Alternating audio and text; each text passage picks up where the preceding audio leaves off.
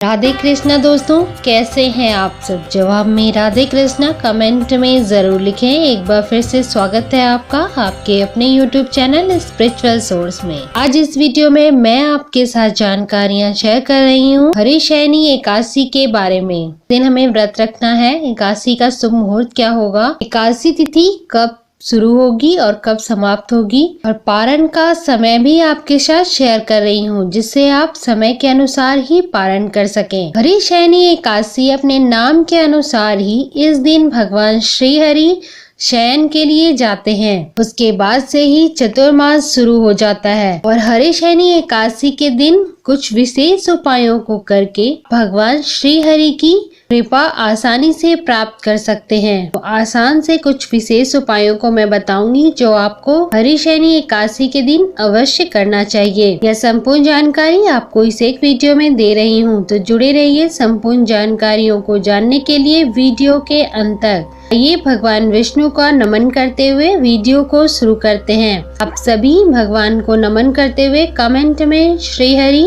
ओम नमो भगवते वासुदेवाय नमः जरूर लिखें। शांताकारं भुजगशयनं पद्मनाभं सुरेशं विश्वाधारं गगनसदृशं मेघवर्णं शुभांगं लक्ष्मीकान्तं कमलनयनं योगिभिर्ध्यानगम्यं वन्दे विष्णु भवभयहरं सर्वलोकैकनाथं। शास्त्रों में एकादशी का विशेष महत्व है। हर मास में 2 एकादशी तिथियां पड़ती हैं, एक शुक्ल पक्ष में और दूसरा कृष्ण पक्ष में। आज हम जिस एकादशी तिथि के बारे में बात कर रहे हैं वह साल 2021 की आषाढ़ मास की हरिशयनी एकादशी व्रत है। मान्यता है कि हरिशयनी एकादशी पर भगवान विष्णु का सच्चे मन से पूजन करने पर हर तरह की नकारात्मक शक्तियों से छुटकारा मिलता है और यह व्रत सभी प्रकार के दुखों को दूर कर सभी प्रकार की मनोकामनाओं की पूर्ति भी कर। देवशयनी एकादशी आषाढ़ मास के शुक्ल पक्ष की एकादशी को मनाई जाती है। इसी दिन से चतुर्मास की शुरुआत भी होती है। ऐसी मान्यता है कि इस व्रत को करने से सभी इच्छाओं की पूर्ति होती है और भगवान श्री हरि परम प्रसन्न हो जाते हैं। एकादशी व्रत उपवास के नियम 10वीं तिथि से हैं और यह द्वादशी तिथि के पारण के समय तक चलते हैं। तो आपको 10वीं तिथि से ही कुछ नियमों का अवश्य रूप से पालन करना चाहिए। जैसे 10वीं के दिन से ही मांस, लहसुन, प्याज, मसूर की दाल आदि निषेध वस्तुओं का सेवन नहीं करना चाहिए।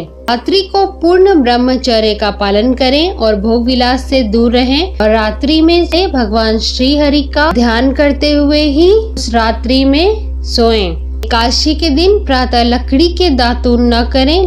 नींबू, जामुन और आम के पत्ते लेकर चबा लें और उंगली से कंठ को साफ कर लें। वृक्ष से पत्ता तोड़ना भी एकादशी के दिन वर्जित होता है तथा स्वयं गिरा हुआ पत्ता ही लेकर सेवन किया जाता है। यदि संभव न हो तो पानी से 12 बार कुल्ली कर लें, फिर स्नान आदि करके पूजा पाठ करें। अगर संभव हो सके तो मंदिर जाएं, मंदिर जाकर गीता पाठ करें अथवा किसी भी पंडित जी से गीता पाठ का श्रवण करें। प्रभु के सामने इस प्रकार से उस दिन प्रार्थना करनी चाहिए, प्रण लेना चाहिए कि आज मैं किसी भी चोर, पाखंडी और दुराचारी मनुष्यों से बात नहीं करूंगी और ना ही किसी का दिल दुखाऊंगा या दुखाऊंगी। तत्पश्चात ओम नमो भगवते वासुदेवाय इस द्वादश मंत्र का जप करें। राम, कृष्ण, नारायण आदि विष्णु के अनेकों स्तुति हैं, मंत्र हैं।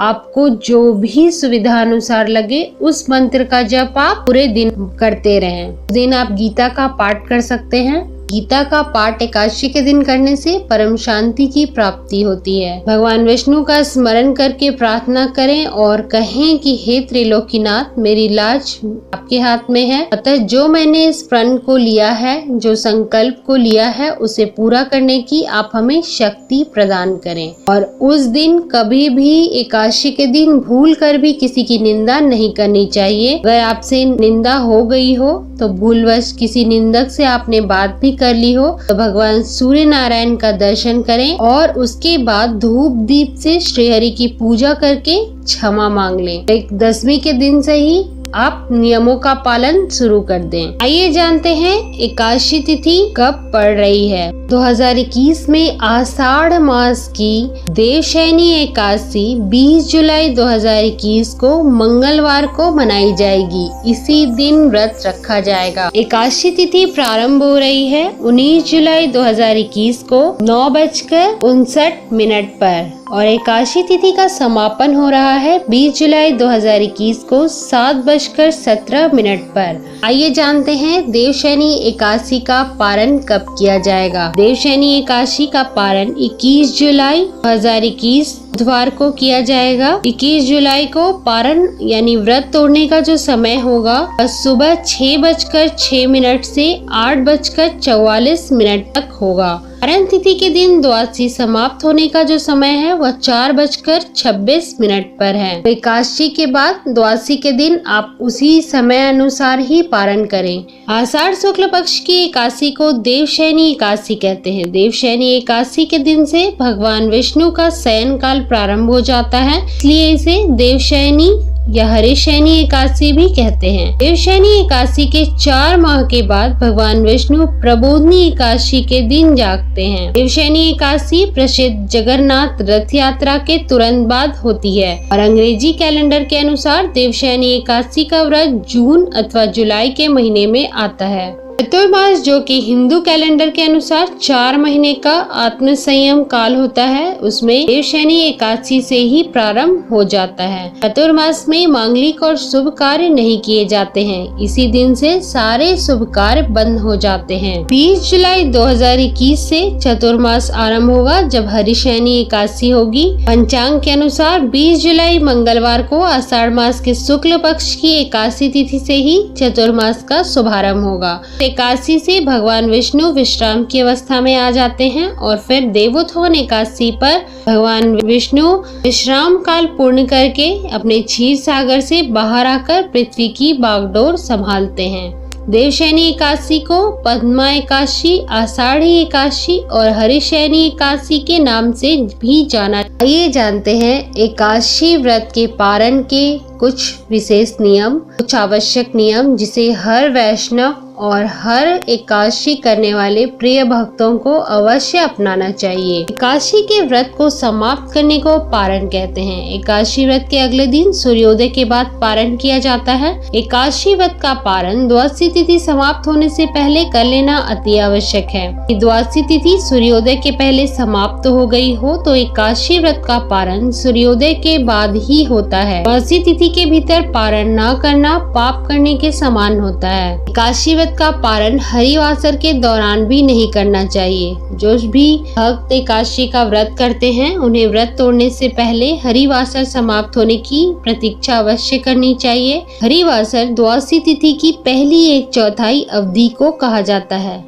व्रत तोड़ने के लिए सबसे उपयुक्त समय प्रातः काल का होता है। व्रत करने वाले सभी भक्तों को दोपहर के दौरान व्रत तोड़ने से बचना चाहिए। कुछ कारणों की वजह से अगर आप प्रातः काल में पारण करने में सक्षम नहीं हैं, अगर आप नहीं कर पाए हैं तो आप दोपहर के बाद ही पारण करें। दोपहर में पारण बिल्कुल भी ना करें। कभी कभी एकादशी व्रत लगातार 2 दिनों के लिए होती है। जब एकादशी व्रत 2 दिन का होता है तो समार्थ परिवारजनों को जो कि गृहस्थ हैं उन सभी को पहले दिन की एकादशी का व्रत करना चाहिए और दूसरे दिन की जो एकादशी होती है वह दूजी एकादशी कहते हैं। उसे सन्यासियों, विधवाओं, मोक्ष प्राप्ति के इच्छुक भक्तों को दूजी एकादशी के दिन व्रत करना चाहिए। जब जब एकादशी व्रत 2 दिन की होती है तब तब दूजी एकादशी और वैष्णव एकादशी एक ही दिन मनाई जाती है। इसलिए सभी भक्तों को सलाह दी जाती है कि अगर आप भगवान विष्णु का प्यार, उनकी कृपा और स्नेह के इच्छुक हैं, आप दोनों दिन की एकादशी करें, लेकिन आप अपने स्वास्थ्य का ध्यान रखें। अगर आप सक्षम हो तभी करें। अगर आप व्रत नहीं कर पा रहे हैं कोई बात नहीं, आप एक दिन की एकादशी का व्रत करें और पूरी श्रद्धा और निष्ठा से करें। भगवान विष्णु उतने ही प्रसन्न होंगे। ऐसा माना जाता है कि एकादशी व्रत सभी व्रतों में उत्तम होता है और इसकी कथा सुनने या सुनाने से भी पापों का नाश हो जाता है। आप एकादशी वाले दिन हरिशयनी एकादशी व्रत कथा को अवश्य सुने और हरिशयनी एकादशी के दिन भगवान विष्णु को सुलाने का एक मंत्र होता है, उस मंत्र का जप अवश्य करें। दोस्तों, मैंने अपने चैनल पर हरिशयनी एकादशी की, देवशयनी एकादशी की व्रत कथा और भगवान की पूजा विधि, हरिशयनी एकादशी पर पूजा कैसे करें, यह सभी जानकारी मेरे चैनल पर उपलब्ध है, तो आप वो भी वीडियो देख सकते हैं। आपको अवश्य ही लाभ की प्राप्ति होगी। भगवान श्री हरि की असीम कृपा प्राप्त करने के लिए आप भगवान को तुलसी की माला उस दिन अवश्य चढ़ाएं, क्योंकि भगवान विष्णु को तुलसी दल बहुत प्रिय है, आप सभी जानते हैं। एकादशी पर तुलसी अवश्य अर्पित करें और जब भी भोग लगाएं उसमें भी तुलसी अवश्य अर्पित करें भगवान को। बिना तुलसी के भगवान भोग ग्रहण नहीं करते हैं। और तुलसी पर एकादशी के दिन आप जल न चढ़ाएं, क्योंकि प्रत्येक भक्त की तरह माता तुलसी भी भगवान विष्णु की बहुत बड़ी भक्त हैं। तो उस दिन माता तुलसी भी निर्जला उपवास करती हैं और भगवान की सेवा में लगी रहती हैं। इस दिन आप तुलसी में जल न चढ़ाएं, उनकी पूजा को, उनकी श्रद्धा को भंग न करें। आप उस दिन माता तुलसी की पूजा आराधना करें और सुबह शाम घी का दिया जलाएं। आइए जाने हैं कुछ विशेष उपायों को। एकादशी के दिन दक्षिणावर्ती शंख में गंगा जल से भगवान विष्णु का या शालिग्राम का अभिषेक कराएं। यह बहुत ही उत्तम फल देने वाला होता है, भगवान इससे बहुत प्रसन्न होते हैं। और पंचामृत से स्नान अवश्य कराएं। शालिग्राम अगर आपके पास उपलब्ध नहीं है, अगर भगवान विष्णु की या बाल गोपाल की मूर्ति है, तो आप उसे पंचामृत से स्नान अवश्य कराएं। ऐसा करने से दुर्भाग्य दूर होकर सौभाग्य की प्राप्ति होती है और आप जिस भी मनोकामना की आशा से व्रत रखते हैं, सभी मनोकामना आपकी अवश्य पूर्ण हो जाएगी। अगर आप धन संबंधी कामना से व्रत रखते हैं, तो एकादशी के दिन भगवान श्री हरि के साथ साथ माता लक्ष्मी की भी आराधना करें। माता लक्ष्मी की भी कृपा उस दिन प्राप्त करें। एकादशी के दिन आपको पीपल के पेड़ में भी जल अर्पित करना चाहिए। जल में आप तिल डालकर पीपल पर चढ़ा सकते हैं और शुद्ध घी का दीपक जरूर प्रज्वलित करें। भगवान विष्णु के किसी भी स्वरूप की पूजा एकादशी के दिन करने से श्रेष्ठ फलों की प्राप्ति होती है। केले के वृक्ष में, पीपल के वृक्ष में भगवान विष्णु का वास माना जाता है, तो एकादशी के दिन पीपल का वृक्ष, केले के वृक्ष और तुलसी पूजा करने से भगवान विष्णु अत्यंत प्रसन्न होते हैं। एकादशी के दिन आप अपने हाथों से भगवान विष्णु को केसर युक्त खीर बनाकर भोग लगाएं। भगवान इससे बहुत प्रसन्न होते हैं।